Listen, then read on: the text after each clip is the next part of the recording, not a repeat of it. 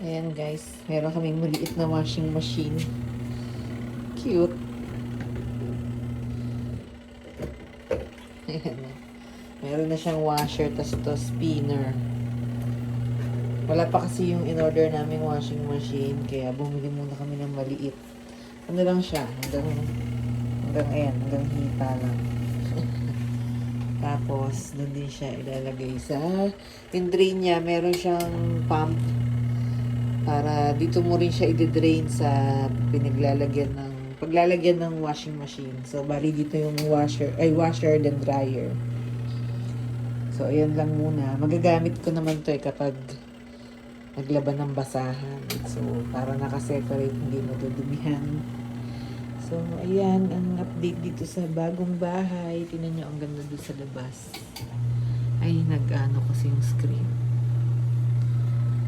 Hindi pa kami nakapag-settle. Yan pa.